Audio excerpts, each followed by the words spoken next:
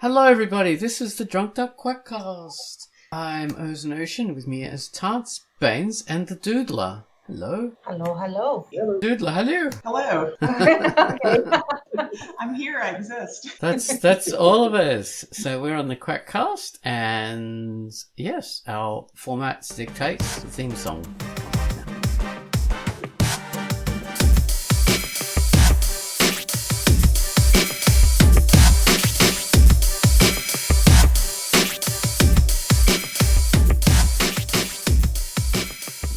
Theme song.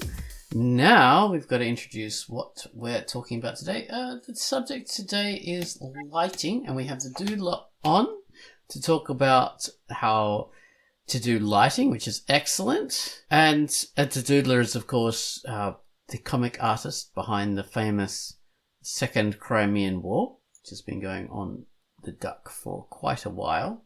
Excellent webcomic. And I suppose it's an award-winning webcomic, isn't it? Mm-hmm. Yeah, he's got nominated for something. Yeah, no, I mean, I think it won, certainly one award in the last Drunkduck Awards. Also has been featured and and Gunn Wallace did the soundtrack clip for it. Oh, really? That's amazing. Well, that is the soundtrack we're going to use for this particular Quackcast. There we are. Because he hasn't done a soundtrack this week, so we'll use that one. Are you sure, Tom? I'm pretty sure. Yeah, I remember that. Excellent. Okay. But it's scrolled away somewhere. All right, I'll introduce the featured comic, and then we'll introduce that. Okay, so the featured comic this week was something that Quackcast has done. She did a review for Black Tiger, so Quackcast is going to talk about Black Tiger now. Hello, this is Quackcast, and the feature I've selected for this week is Black Tiger by Ebon Art, and it is rated M for mature. Black Tiger, also known as Rico Ramirez, is an excellent vigilante and a high school zombie slacker. Rico can be found using superhuman senses while investigating crime scenes alongside the police. The late nights and difficult-to-stomach nature of the crimes committed have become Rico's priority, and dreams of becoming a model student have fallen to the wayside. True to the name, the Black Tiger is ready to prowl the Undercity, made up of hidden rooms, passages, and dark tunnels. A comic using three-dimensional graphics, original superhero costuming with the Black Tiger's signature article of clothing being a black leather mask. Get in touch with Police Dispatch from the sub-basements and read Black Tiger by Ebon Art, rated M. Thank you very much for that, Quai, the featured comic, Black Tiger. And our theme today, Gummels did not do a theme this week because he was a bit busy, so we're going to do a classic, and we've decided to do the Second Crimean War, which is the comic by our guest today, which is excellent, bit of synergy. I'm going to tell you about that now. Heavy, grey winter skies, pregnant with snow and sadness. Cold snaps the brittle air, crystal daggers hang in the forest, a whistling breeze sings of desolation and loneliness. A thaw will be long in coming to this blighted world of war and suffering. Synth violins and cellos set the scene beautifully. Touches of quiet bass and piano round out the landscape of the Second Crimean War. So, take it away, Gunwallace, with the Second Crimean War.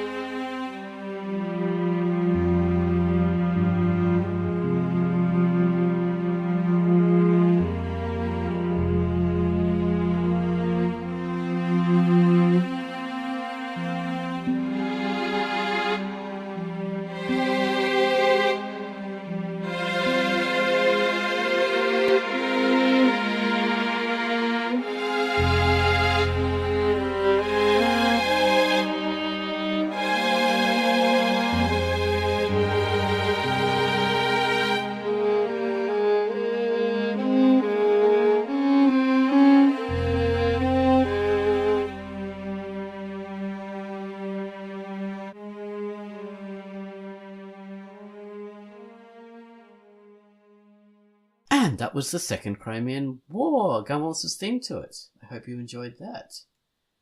Okay, and now we're talking about the author of the Second Crimean War, or at least talking to the author of the Second Crimean War, who is the Doodler. Hello, the Doodler. Hello. Is the Doodler the name you like to be known as? Yeah, I think it's sort of, artist sounds like someone who takes the whole thing much more seriously than I do. I draw for fun. Not the artist, but the Doodler. Yes. And do we say the Doodler or Doodler? It's a Batman question. You know, putting a the, so the whole point of the screen name was just to avoid pretension, but insisting on being the all the time sounds pretentious. So whatever rolls off the tongue best is fine with me. I like that. I like the Doodler. Yeah, I like the Doodler myself. So Fighting against boring lighting wherever I see it. I don't know. Sounds like a Spider-Man villain to me. It does. It Yeah. does. I draw unflattering pictures of Spider-Man and leave them around the city. I don't know. Kill I mean, Mary for Jane. me, it's very, very close to the Doom. So I feel a kinship with you and admiration based on that. What was that, Baines? You sort of... Oh, I'm sorry. Oh, never mind. I was trying to be funny. Failed because of my audio. Let's move on. You gotta get closer. Stop talking to that pipe, Baines. It was a reference to the Doodler and the dude, and I love the dude, so I feel great about the Doodler being here. Oh my goodness Okay. me. Well, that's just your opinion, man. Exactly.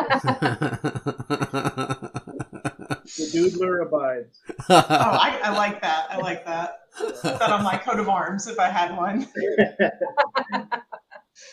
Oh, dude, that's perfect, Baines. So, yeah, lighting is our subject. So, I mean, this is another in our series of technical Quackcast where we talk about different aspects of painting. We talked about clouds and sea and skin and fur and feathers and hair.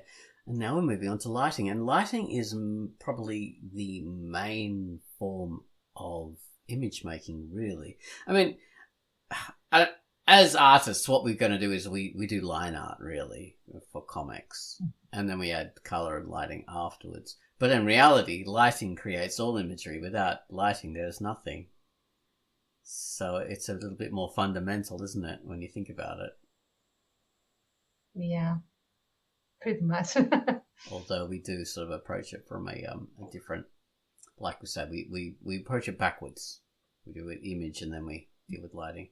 But the Doodler, you told us about this interesting thing for Tantz's artwork when you were talking about colouring, lighting, and you said that you basically mentally ray trace where the lighting comes from in a scene. Yeah, it's kind of, there is a real strong underlying logic to it. Obviously, light travels in straight lines. It can't go around corners. It can bounce off things to a greater or lesser extent. Like if you're in a room with a light-colored wall, even if the sun isn't striking it directly, the overall lighting is greater. I want to say that's a function of living in an atmosphere. So if your comic is set on like an airless planet or the moon landings or something, I'm not sure if that would work. I know that atmosphere certainly diffuses and scatters light, kind of the difference between like a sunny day and a foggy day. But yeah, the really short version is it's obviously simpler if you've got a single light source, but let's say, just make it really simple. Let's say you've got a beach umbrella, it's upright, it's at noon. Obviously the top of the umbrella is going to be brightly lit and the underside is going to be a shadow and you're going to have a shadow below it. So you just kind of draw a line in your mind from the sun to the various kind of 3D points. And line work, or however you want to lay it out, is really important because if you don't have a sense of where the umbrella is, how round it is, if it has those little points, then it's much, much harder to sort of mentally ray trace. Lighting is... It can be very complicated, can't it? Like in a room or something like that, where the light's a lot closer. So that means, like, outside, the sun is so far away that basically all shadows are parallel. I think. They don't diverge. But when you've got the light Yeah, closer, not on any normal. it diverges a lot more. So that's huge, isn't it? That's a really big difference. It can be fun in a way because I think people, even if you don't always think of that consciously, you're kind of subconsciously aware of that. So let's say you had, I don't know, make it like a film noir looking office. I'll just pick that, the opposite of the beach umbrella in terms of lighting. And let's say you've got that one measly lamp in there. And if you've got two people talking to each other on opposite sides of the lamp, their shadows are going to be cast in opposite directions. And so that allows you to kind of frame the scene with the shadows. It allows you to put emphasis on their faces. It allows you to maybe hide certain things in shadow. And it shows the viewer, even if it's just subconsciously, that this is a kind of a small confined space. True. And that might be useful for your narrative. If it's not, change the lighting. Mm-hmm. That's a good point. Yeah, you can indicate the size of your space by the distance and form of the shadows and where the light comes from. Never really thought about that. That's excellent. Yeah, totally. It makes sense now that she has pointed it out. Especially in horror movies where you have like this single candle lighting this cavernous place, which of course, makes it seem like you are very exposed, very vulnerable, because there is such a small range to the light, because it is so weak. So yeah, definitely, I'll keep that in mind. Do you ever find yourself looking at a movie and thinking, "There's no way that could be lit naturally"? You have to suspend disbelief to imagine that lighting is actually possible in those particular scenes. I am not an expert on movie camera technology, so take everything I say with a mine of salt. But I definitely see that more in older movies where they've obviously filmed something at high noon and slapped a blue filter on it. But on the other hand, that was just the limits of the technology at the time. Modern cameras, this is my understanding, are much, much better at handling low lighting. So it's a lot easier to do realistic looking lightings with modern digital cameras, or maybe even more advanced film cameras. So yeah, I think it's kind of like, I can't really fault somebody for working with the limitations of the technology that they had. Okay, yeah, I was just sort of thinking about those scenes at night where everything is just lit by spotlights and you go, okay. Yeah. And it's all bright blue, especially those outdoor scenes where it's daylight, but it's a little bluer. And you just kind of trust that it's at night. But I do make fun of it that, hey, if somebody is doing their best craftsmanship they can possibly do with the materials they have, I can't be too harsh. Yeah, good old day for night scenes, which were the old style. Oh my god, yeah. I would really notice it on sitcoms, like older sitcoms especially, maybe newer ones too, I don't know. But they would turn, like someone in their bedroom would turn off the light. It would get dark for a split second, and then this blue light come up. Yeah. Even brighter than the daylight scene. So that was always, and you buy into it, but it always made me. Yeah, because in the end it is just coding for darkness, I guess. Yeah. But I remember the one thing I remember that threw me off was watching some spaghetti western, I don't remember right now, where they were all doing a stakeout at night, but it was so bright with the bluish, greenish film of it, but you could see actual sharp, noon shadows. Yeah. So, and all on their persons, and I don't know, it was so obvious that this was daylight that you couldn't take the suspense seriously because I can see you, I can actually see you. I actually had I actually had a technical lighting limitations problem in my comic, which I draw on paper and don't use a camera at all. There's a scene set in late afternoon where characters are off in I'm just be real vague so I don't have to recap the plot. They're off in an area with no artificial light. It's late afternoon, there's a blizzard, and I needed the blizzard kind of for plot and for dramatic effect. And then I realized that night is coming on. The next scene is set, again, an area, a surrounding area, no artificial lights. When it's snowing, there's a heavy cloud cover. And I was like, oh snap, I don't be able to see anything. And so I had to, I basically re-scripted it with the point of view character for that scene. Basically a little time skip, sitting out a few hours until the clouds cleared. And if I did my math right, that time in 1997, alternate or otherwise, there was a waxing gibbous moon. So then I had lighting and I could actually show things again. Oh dear. Yeah. That's being very correct. Very correct. Yeah, that's dedication. I wouldn't have bothered, I'll be honest. I would have told myself, yeah, it was a blizzard. The clouds were blown away. Stop bothering me. I mean, that's what I did. I was just like, wait, you can't have heavy, just as a modern person and like many people around the world, I've lived my life mostly in somewhat urban areas. And so I've always had access to some kind of artificial light, even if it's just somebody's phone screen. So I had to remind myself, barring artificial light, all the light is coming from the sky, and it can't really go through dense cloud cover at night. No, and stars don't give you enough light.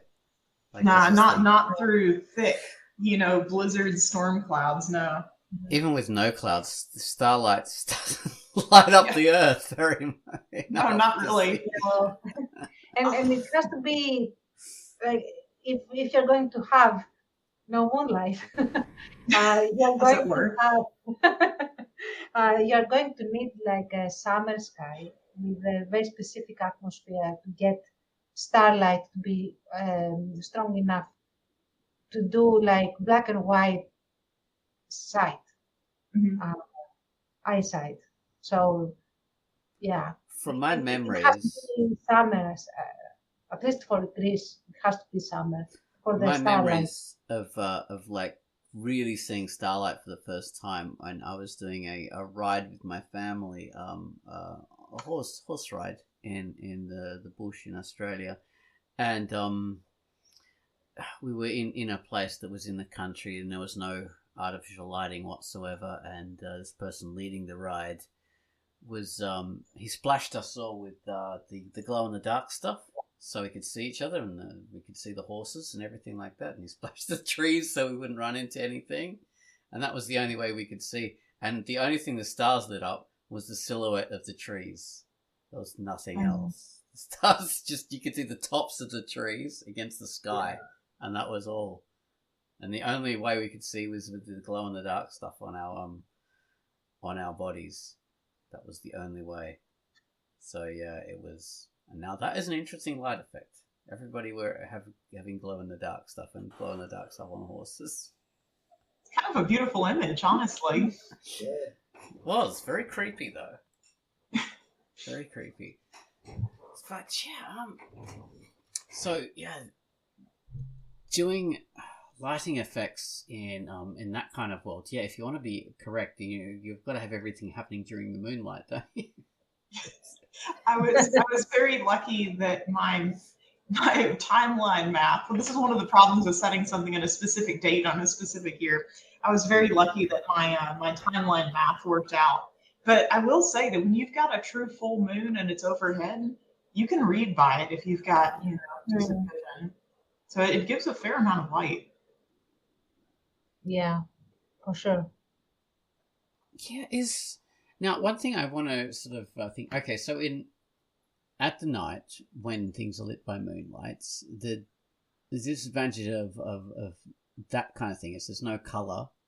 It's almost impossible to see color. I mean, you could see maybe faded images, but they're really grayed out.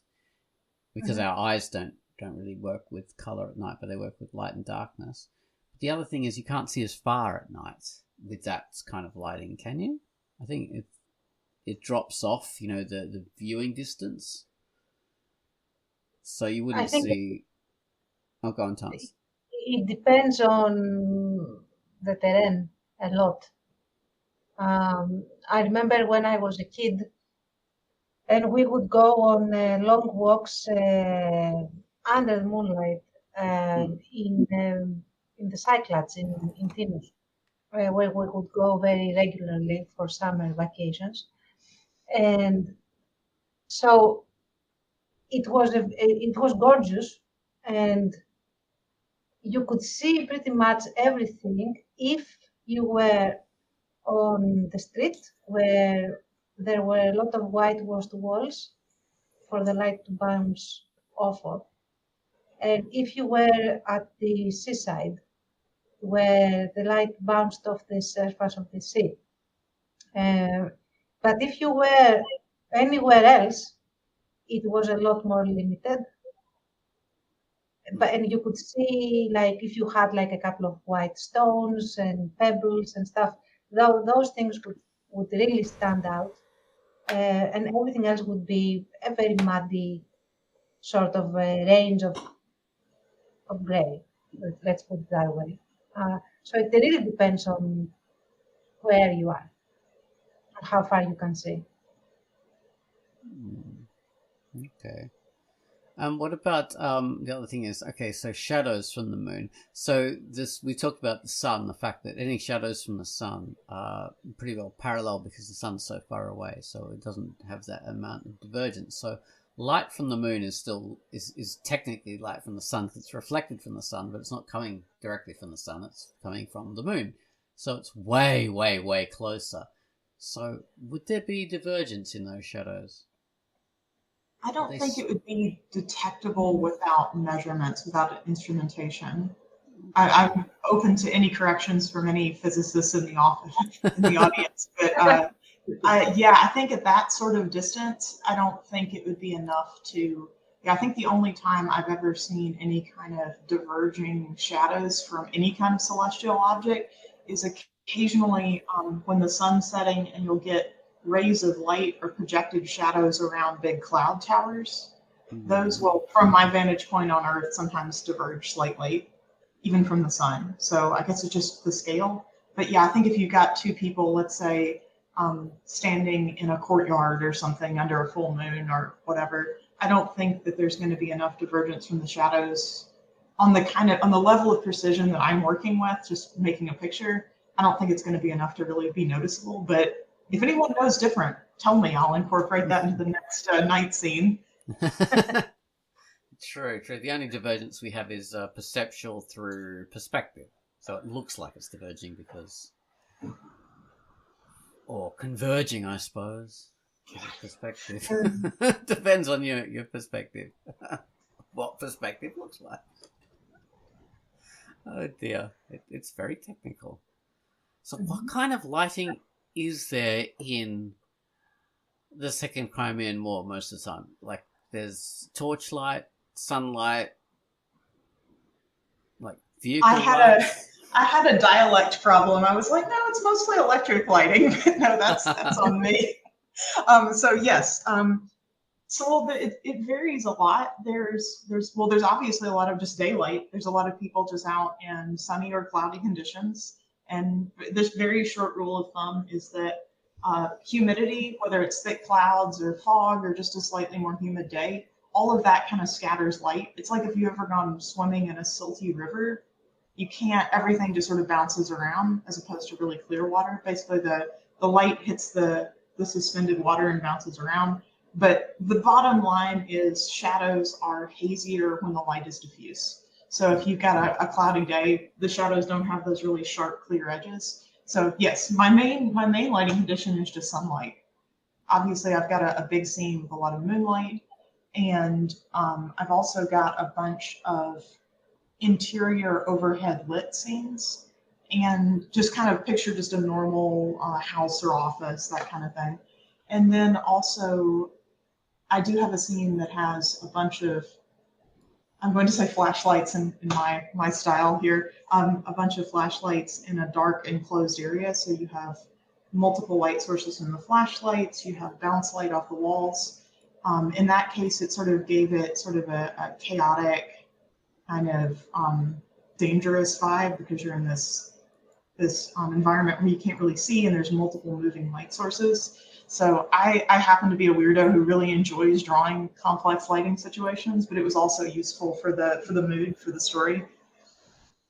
Yeah. And It does look it was an entire battle happening in that lighting. So. And then some things caught fire, which obviously added the particulate matter and the lighting conditions. Oh no, super complicated. Put that far out. We haven't budgeted for that level of work.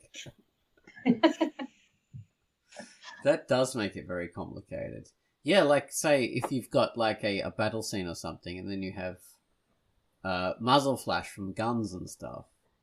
So then that adds complicated stuff because you've got light from the gun, but you've also got that lighting up the gun and lighting up the people around it and the rocks and stuff. And you've got shadows from that as well. So there's levels. The good news is it's not. Yeah, I mean, I guess the good news is it's not fundamentally different from the notional beach umbrella standing vertically on a beach at noon. It's a light source. You have the light on one side, you have the shadow on the other. Just having a bunch of light sources is just that times 2, times 3, times whatever. But the underlying skills aren't really any different. It's just getting comfortable with it and not psyching yourself out. Very true. But say you've got like different colored light sources as well. So they change. And then they overlap and the colors mix. I don't draw a lot of concerts with cool, light shows, which is probably the main place that would come up. But yeah, I guess it's not. You don't see that nearly as much. I actually went to a museum once that had a room that had a lot of really distinct colored lights, and so I was casting shadows in like 5 different colors. So it's very beautiful. It's very fun. The good news is maybe for comics is that it's not a lighting environment that comes up very much. Unless you're, a bit of a masochist. And then Yeah. Or you're doing something like a gem and what was that cartoon's gem and oh my God, what is it called? In the 80s cartoon with the rock star girl. Oh, Gem and the Holograms? Yes, that's the one. I thought you were saying German. I thought German? No, Gem. German lighting. Oh, you mean Rammstein. Oh. Oh, yeah. Yeah, you're right. Gem and holograms. That is complicated lighting. Oh my God. Animating that would be would either be great fun or absolutely terrible. I can't decide.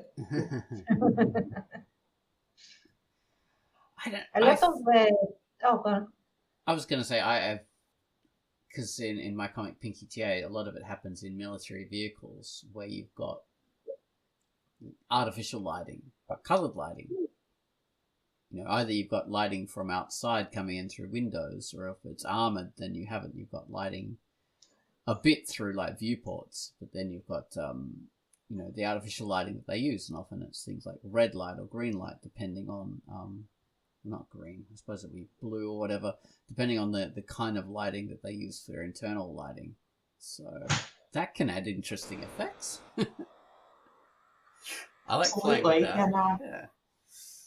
I've even had a scene where this mechanical, this like armored machine that my main character was in was shot through with a rocket, which lit the hole inside from the jet of metal that was coming through it, And so that created interesting lighting effects. You got lighting coming in through the viewports, and also the lighting of the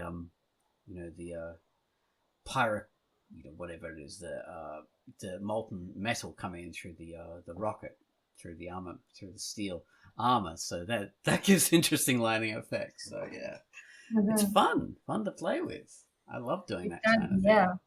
Yeah. Have you ever done that kind of thing? I've definitely had the multiple light sources, but man, that just sounds like a dream. 3 different types of light sources at once, especially it seems like it'd be really good for the vibe of the scene too, because I'm assuming, I haven't read that one, but I'm assuming that they were pretty startled to have a big thing come punching through the side of an armored vehicle.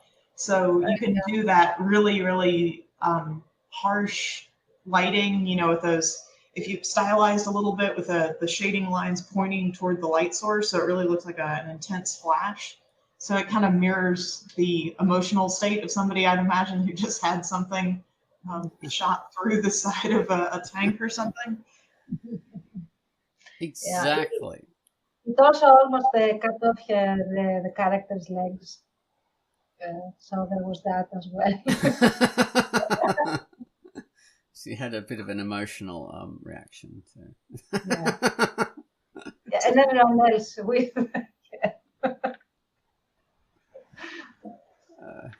Quite dangerous. Yeah.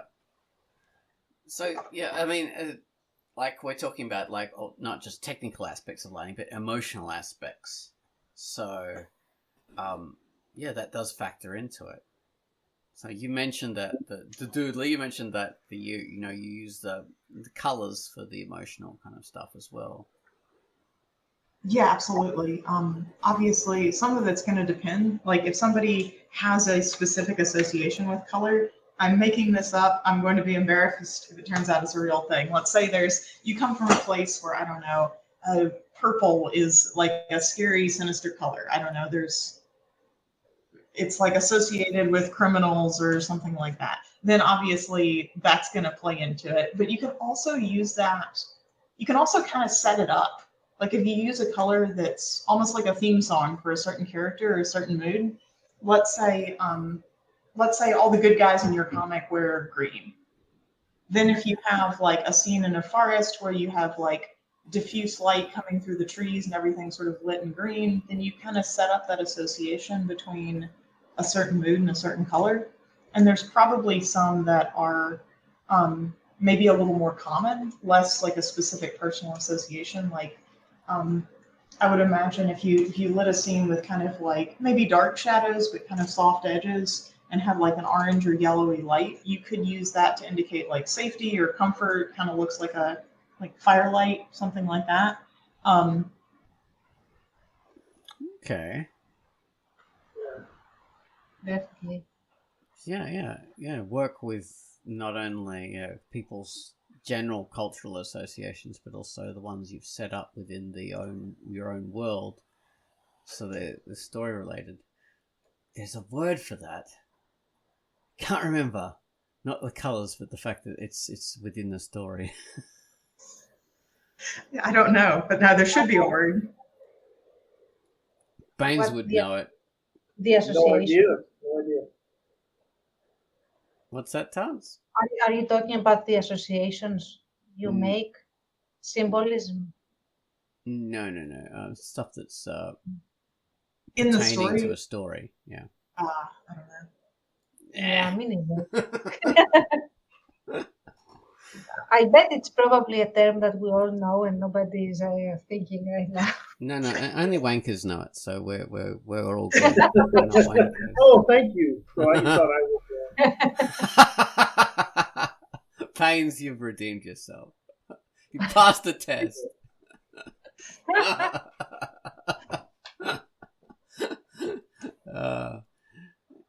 Yeah. Okay, so Tantz, tell us about a lighting issue you had recently and how Doodler fixed it for you. And Doodler, tell us from your perspective. All right.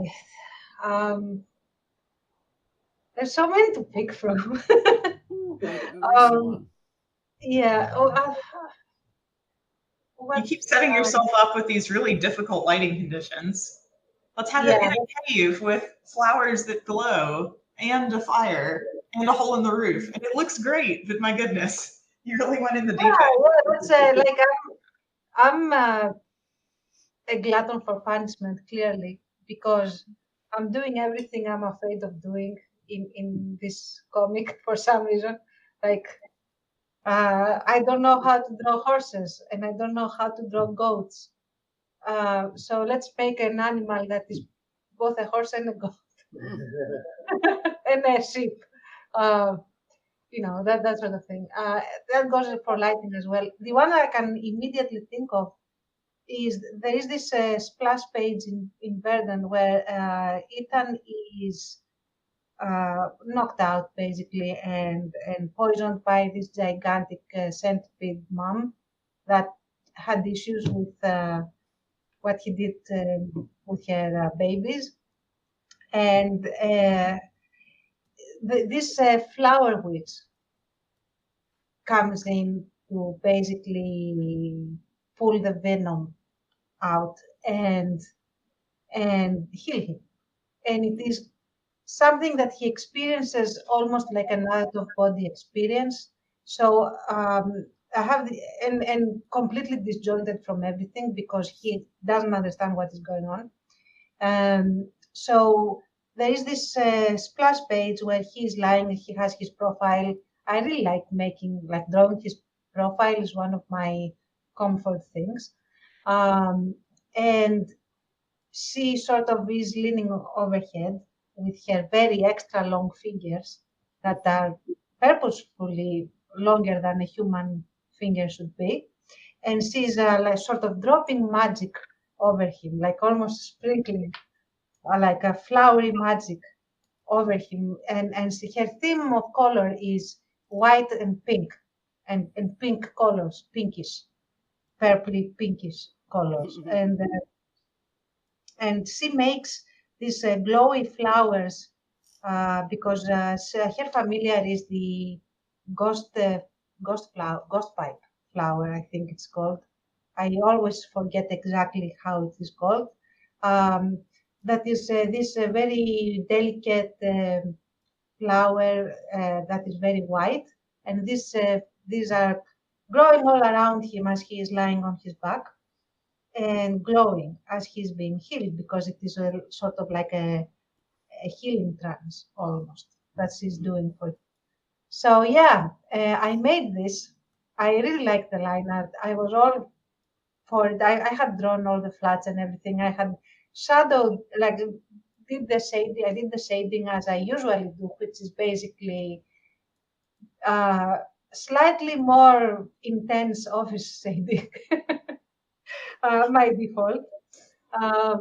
And of course, it wasn't really working as I wanted. And I said, okay, this isn't working. And I shipped it off, sent it over to the Doodler and said, save me, please. Yeah. Complete with a little Obi-Wan, you're my only hope gift. This is all. Yeah, exactly. But yeah, from my point of view, this was great because the anatomy, well, I mean, some of the anatomy is deliberately exaggerated, but everything's like very deliberately, very precisely drawn. All the flats are done, all the base colors are done. I'm like, so I asked a few follow-up questions just to make sure I was lighting it the way it was supposed to be lit. And then I was just like, hey, right now you've got a notional nice LED shop light overhead that doesn't exist in the scene. And and so I was like, right now the ghost lady, so it's a fairly dark scene. It's taking place in a cave. So she's the flower witch is emitting light. Her flowers are emitting light. The magic that she's sort of sprinkling is emitting pink light. And those are the only sources of light. It's otherwise supposed to be happening, I believe, still at night and in a dark cave. And so I basically started really amping up the shadows. Like anywhere that was sort of on the opposite side of where the light would be falling, I went for really, really dark shadows. And I did fudge, if I remember right, I fuzzed the edges a little bit because I wanted it to look kind of peaceful. But it was interesting because he's lying with his head in this bank of flowers. So you have some of the flowers are lighting like the top of his head. And so one thing that was nice about, and then I wound up basically just changing all the lighting pink because that was the light source from the magic. And in a way that was actually really nice because this character has like bright red hair, like orangey red hair. And he was lying with his head partly in a bank of green moss. Then you had this purple magic. And there are absolutely people that can make wonderful drawings with 3 strong contrasting colors that aren't complementary either like that. I'm not one of them. It took a real kind of 80s skill to really nail that. And so the fact that her magic was a source of colored light and that I could basically just sort of shift the whole scene towards that pinkish reddish color, and that unified the color scheme as well. Okay. And for me, it was an amazing learning experience. I think for me, basically, it was like when you break through towards another level, because what we do is I sent her the picture like a flat JPEG because I don't want to break her computer. And she paints over this JPEG where the stuff should go, but she also explains to me why these things are the way they are. And I also ask because that's how I work. And then I actually painted with this direction on the big file. And it just clicked for me a lot more than ever before. Why? Okay, here is where I would have the very dark shadows. Here is where you get the ambient light. Here is why you have this nice wash of like very warm pinkish color unifying everything. Where the glow happens, where it doesn't happen, all of that. And after that, it was easier for me to actually do some of that and not get the LED light comment. And then when she would give me, extra advice, I felt that it was building on that. So for me, it has been an amazing course that I have had the privilege of having for free, basically. And for my part, I get to color, so it's a win-win. So that was for me. That was a master class in this is how you should think when doing shading and light and all that. Okay, and so another thing, Doodler, you mentioned was this idea of having lighting being 90% correct and then just doing your own thing. Yeah, and this is not original to me. This was from a major Disney storyboarder. I can't remember his name off the top of my head, unfortunately. But yeah, his idea was that if you shade a scene completely wrong, I mean, unless you have some deliberate reason to do it, but if you shade a scene in a way that just doesn't fit with the physical world that everybody encounters, it just looks off, it's distracting. But if you get it basically right, you can do things like fudge that last 10% of lighting to get people to look at a certain object, or draw attention to someone's expression, or make the scene more inviting, or more tense, or more brightly lit, a little less brightly lit, just whatever kind of serves that narrative. Okay. So you've got freedom to be artificial without disturbing people. You Yeah. get away with it. Well, that's good to know. And you know what? I'm thinking that this principle works a lot in anatomy as well. If you get like 90% of the anatomy right, you can exaggerate certain things.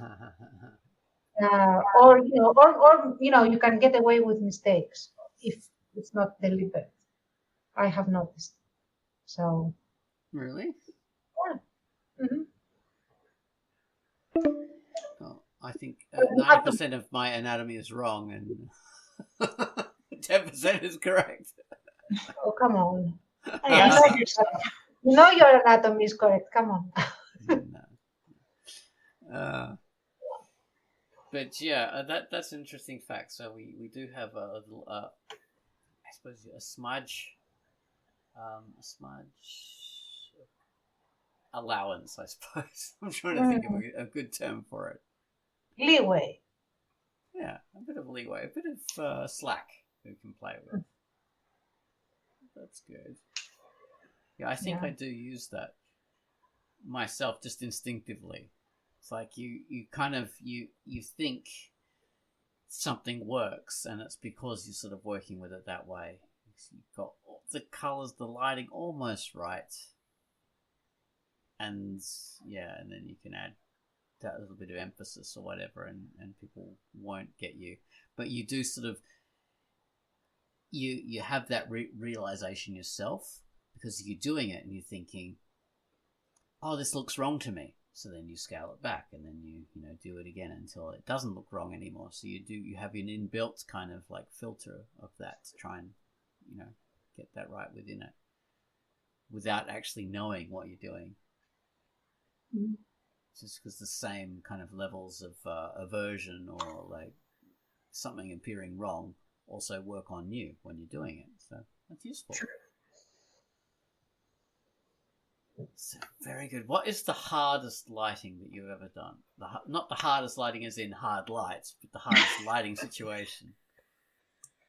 I think probably this is going to be a boring answer, but I think probably the hardest one are just times when, for plot reasons, I've also done a nonfiction comic where I have to do just really severely lacking sources of light. Just when there's not really much of any light to play with, making it look dark while making it also look clear and interesting. So yeah, that's the boring answer is the hardest light to do is just lacking low contrast light. For me personally. I think that's a factor. That really is, because when situations aren't lit very interestingly, then it's hard to add interest to them through, because lighting is one of the easiest ways to add dramatic kind of effect to a scene.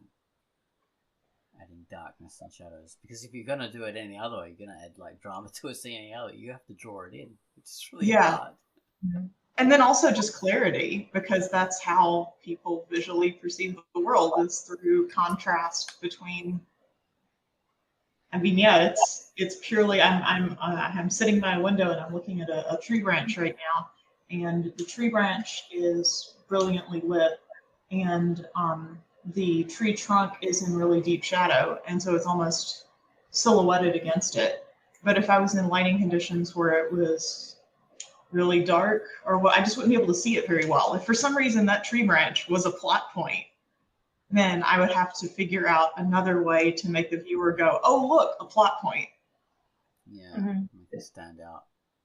Like maybe just go ahead and script that scene to be during the day or at night when you got a good bright light or something like that. Yeah, exactly. Spotlight just happens to reflect off the damn thing, or a car drives by and you see it for an instant. I don't know. Yeah. I know. The moon silhouetted. Yes, absolutely. The classic with the tree branches. The E.T. one with the kids on the bike. Doesn't matter where you are, the moon is always behind stuff. Exactly. How you know it's important? If something is between you and the moon, it must be important. I don't know. I mean, I probably didn't have as much drama as it would be required, but I never felt this being an issue for me. And I have, like in Without Moonlight, I had a ton Oh my god, of sorry, things Tantz. The name of the that. comic is just Yeah, yeah. But I had like a ton of scenes in basically darkness, or just after twilight darkness or midnight darkness, without the moon. And Oh, nice.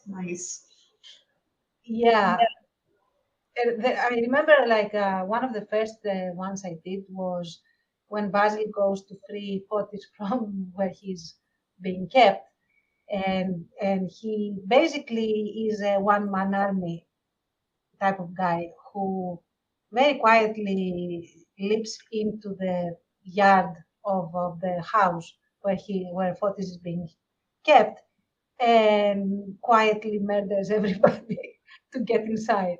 And that is supposed to be dark and without any light source, really, because there would be no light source.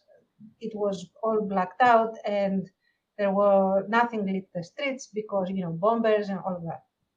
And the way I did it, and I honestly don't know if the drama is enough. At the time, I was very proud of it.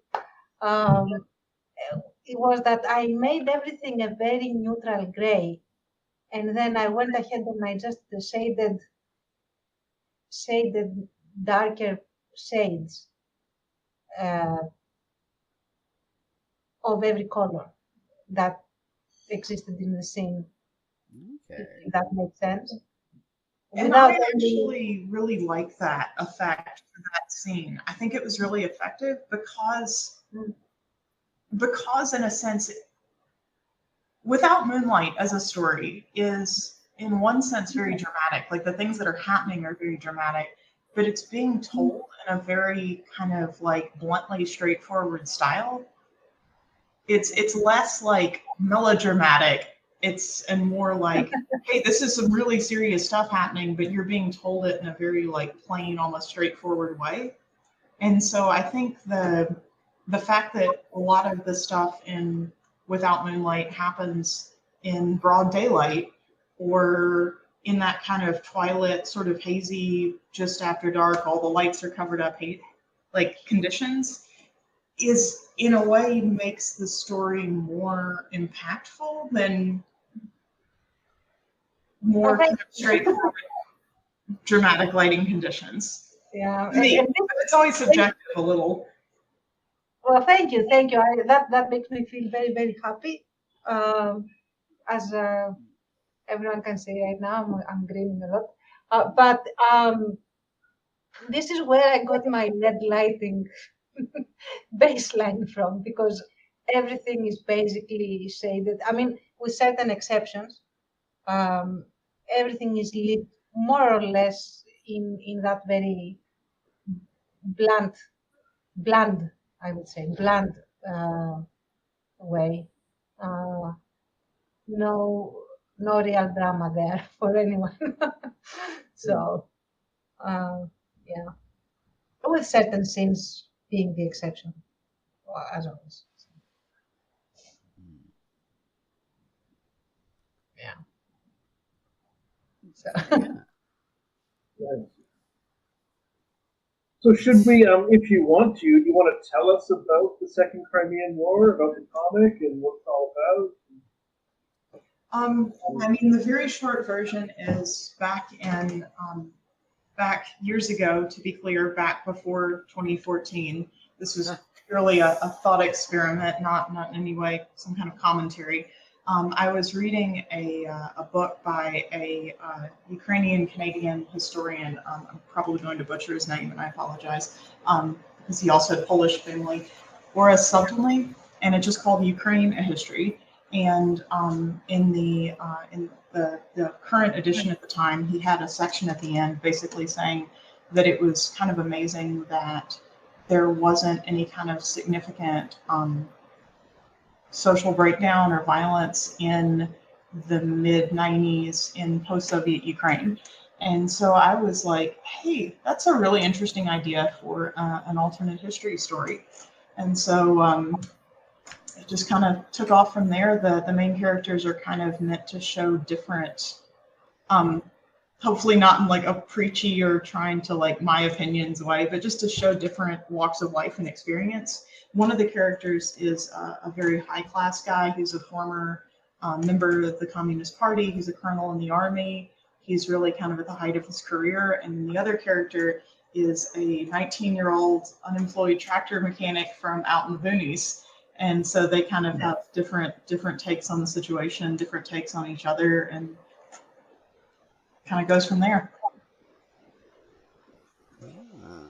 So, Okay, yeah, nice. it had nothing to do with the actual Russia invading Crimea. Nothing to do with that. Nothing to do with Euromaidan. Nothing to do with the separatist provinces in 2014. Yeah, no, it was. I started it back in I think 2010. So yeah, it was just purely out of a long time interest in Ukraine. It's a beautiful, fascinating country with a very interesting history. It has a very interesting history. Yeah, it's all over the place. As a matter of fact, it's basically how to avoid the civil war, the comic. Sometimes, yeah, but it's the characters don't always have the answers. Sometimes it's just kind of after all my talk about not being pretentious, I cannot remember it, but there's a famous book by an American author that talks about being a bubble on the tide of empire. And I think that's kind of the situation a lot of characters are in. They're just sort of swept around by their circumstances and the place they live in and how that goes. But then hopefully they do enough proactive stuff that it's still fun to read as a comic. I love it personally. It's one of my favorite comics. And I have never shut up about it to anyone who would listen. So Thank you. It's in the top 10 currently Oh, cool. on the front page of the website. excellent, where it should be. It's number 6. There you go. That's pretty amazing. One of the most popular comics on the whole site. Yeah. With its obvious crowd pleasing, I mean, everybody likes to read about post-Soviet alternate history, super decompressed.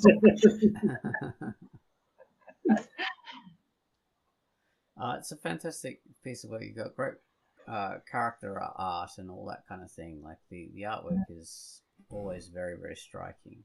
It's great. It really is great. It's incredible. And you do it all in pencil, you said, huh? You don't, with all these lighting effects you're talking about, you do it with pencil on paper? The majority of it is, I'm trying to be mindful of the time here. The majority of it is traditional, but it's ink, pencil, gray ink, sometimes watercolor, and I'll sometimes do some touch-ups because my scanner is not always, some inks reflect differently than others. And so you sometimes get these odd artifacts from the scanner. So yeah, there's definitely some digital at play too. Oh. That could be funky. I mean, you really lean into that because everything now is digital and so regular and the same. So when you get that chaoticness that can only be achieved using real materials, it makes things stand out more. So never shy away from what you see as being artifacts and errors, because that makes things more interesting and cooler looking. Because as we go into the terrible era of AI art, everything will be more the same and regular. So artifacts and weird effects make things look a million times better. Oh, here we go. All right, so now the time is counting down to nothing. Google's going to kick us off. So thank you very much for being on the Quackcast. Quackcast number... Thank you. What, 720? Thanks for having me. 730, yes. Thank you for that. Oh, wow. You're fantastic. You are fantastic. Yeah, Thank you. All right. Bye-bye, everyone. Bye-bye, Doodler. Bye-bye. Bye. Bye.